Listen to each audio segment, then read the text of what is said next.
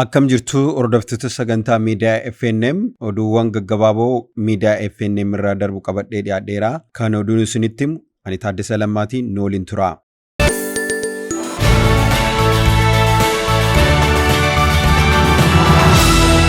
Leetinaant Jeneraal Yilmaa Mardaasaa walitti qabaa boordii daandii qilleensa Itoophiyaa ta'anii muudamaniiru. Ajajaan olaanaa humna qilleensaa Itoophiyaa Leetinaant Jeneraal Yilmaa Mardaasaa walitti qabaa boordii bulchiinsa daandii qilleensa Itoophiyaa ta'uun akka muudaman ragaan ba'ee jira. Leetinaant Jeneraal Yilmaa waggoota lamaan darban miseensa boordii daandichaa ta'uudhaan kan tajaajilan turan ta'uusaa daandichi beeksiseera. Haaluma kanaan walitti qabaa boordii duraanii kan turan obbo Girmaa Waaqee bakka bu'uudhaan walitti qabaa boordii daandichaa ta'uun akka tajaajilan muudamuun ragaa daandichaa irraa argame ni mul'isa.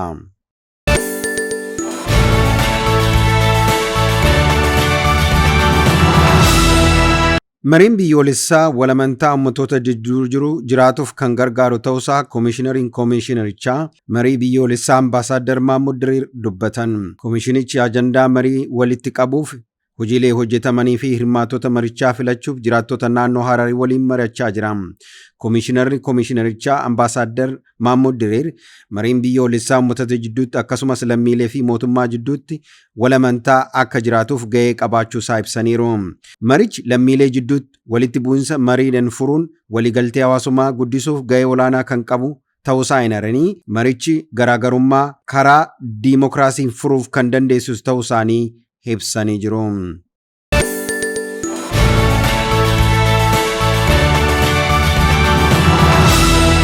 Dorgommii maaraatoonii Chaayinaatti dorgomameen atileetonni Itoophiyaa sadarkaa 1 hanga 7ffaatti walitti aanuudhaan galanii injifataniiru. Dorgommiiwwan atileetiksii biyyoota adda addaa torban darbee dorgomameen atileetonni Itoophiyaa milkaa'aniiru. Dorgommiiwwan kanneen keessaa dorgommii maaraatoonii Liizan Chaayinaa 2023 atileetonni Itoophiyaa injifataniiru. Dorgommii maaraatoonii kanarratti dhiirotaan atileetonni Itoophiyaa sadarkaa 1 hanga 7ffaatti walitti aanuudhaan galuun injifataniiru. Dorgommicha atileetii Hayilamaariyaam Kiroos sadarkaa 1ffaa yoon xumuru Afawarq Masfin, Hayimaanoot Alliuu, Hayilee Lammii, Abbaayina Dagguu, Yohaannis Makaashaa, Dubar Abdiisaa tartiiban sadarkaa 2ffaa hanga 7ffaa xumuruun injifataniiru. Gama biraatiin immoo atileet Letta Biraan Hayilee sadarkaa 1ffaan xumurtee yoo injifattu, atileet Taaddalech Baqqalaa sadarkaa 2ffaan xumurteerti.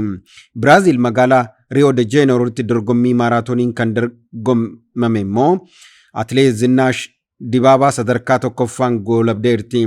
Dorgommii walakkaa maaraatoona Neezerlaandii dorgomame immoo atileet Nigist Haaftuu sadarkaa 1ffaan xumurteerti.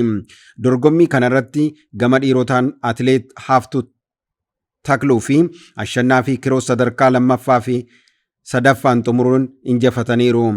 Ameerikaa Niiyorkitti dorgommii fiigicha kiiloomeetira 5 dorgomameen atileetiin Itoophiyaa Sanbatee Tafarii sa'aatii bakkichaa fooyyessuun sadarkaa 1ffaan injifatteerti.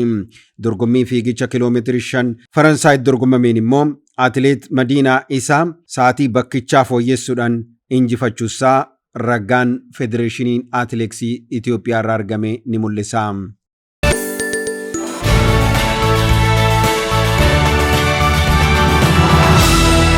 Namtichi boombii poostaraan ergee Ameerikaanota sodaachisaa ture mana hidhaa keessatti du'ee argameera. Teedroo Kazaankis jedhamu FBI Yuunaa Boomber maqaa jedhuun moggaaseera. Boombii poostaraan erguudhaan namoota Ameerikaa waggoota shorka keessaa tureera. Fiilmiin walitti fufee dhiyaate seenaa gocha yakka nama kanaa himu daawwatamaa tureera.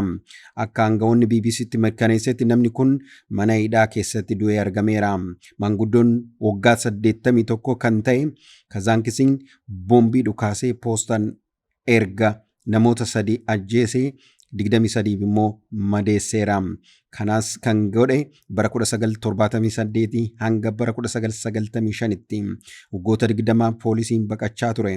Dhumarratti kan qabame bara 1996 yoo ta'u hidhaan umurii guutuu itti murtaa'eera. Yuunivarsiitii Haarvarditti herreega kan barate Kazaankisiin mana xiqqoo kutaa bulchiinsa Ameerikaa Moontaanaa jedhamu keessatti ijaarratee keessa ture. kan qabame.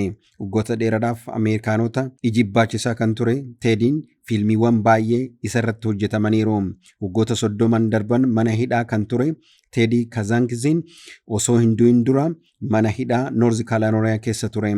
Eegdonni mana hidhaa kana akka sa'aatii bakka sanaatitti dilbata sa'a 6:25 irratti reeffa nama kanaa akka argan itti gaafatamaan mana hidhaa Ameerikaa BBC'tti himeera. Sababni maaliin akka du'e hanga ammaatti kan beekame hin jiru. Rakkoo fayyaa mudateen gara Noorz Kaarolaayinaatti geggeeffamuun dura mana hidhaa hordoffii addaa qabu Koloraadotti argamu keessa ture. Teediin gaazexeessitoota Washington Post fi New York Times akka dirqamaan maanifeestoo isaa baasaniif dirqisiisee jira.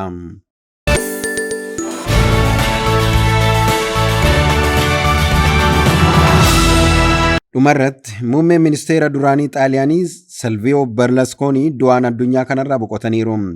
Silvio Berlusconiin dhibee kaansarii dhiigaa qabamanii yaalamaa turuun umurii waggaa 86tti addunyaa kanarraa boqotaniiru.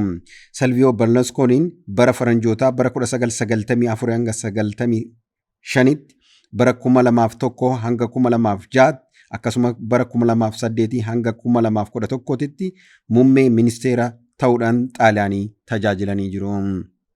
Egaa hordoftoota sagantaa miidiyaa FNM oduuwwan gaggabaaboo har'aaf qabanne asirratti goolabnee jirra. Sagantaan kun akka isin bira ga'uuf like, share, subscribe gochuudhaaf hiriyoota fi maatii keessanitti dabarsuun dagatinaa isiniin jenna. Waan waliin turtaniif galata guddaa qabna. Guyyaa gaarii.